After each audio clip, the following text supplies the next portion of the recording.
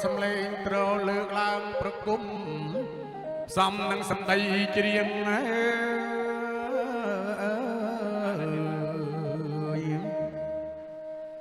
លោកកាយបត់ជ្រងនិមន្តយាងអោព្រះគុណម្ចាស់ថ្លៃយើនិមន្តអង្គលោកគ្រូតូចលោកគ្រូធំសូ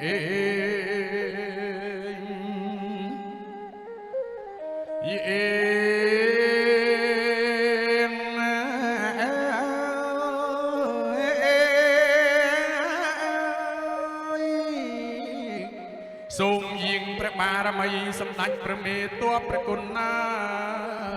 លោកធ្លាប់ថែរក្សានៅគ្រប់ភ្នំ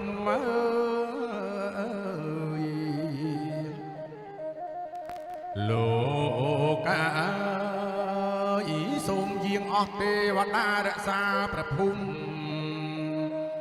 សូមយាងបងបត់បារមីម្ចាស់ថ្លៃហើយទាំងតូចធំលោកយាងមកជួបជុំទទួលខ្សែផ្សោយក្រយាចំណៃកូនចៅរៀបថ្វាយថ្មី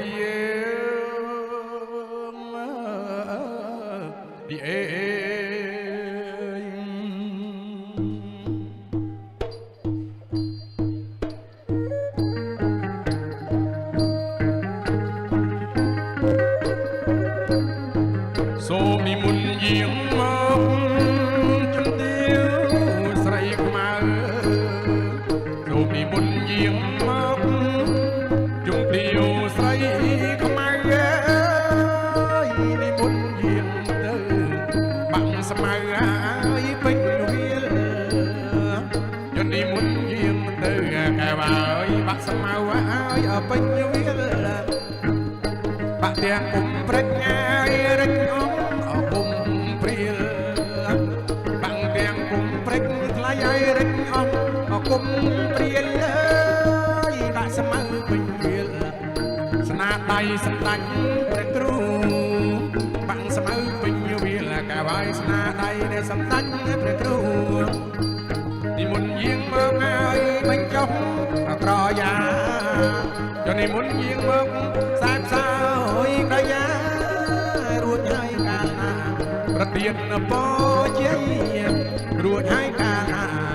ប្រទានពរជ័យសាធុ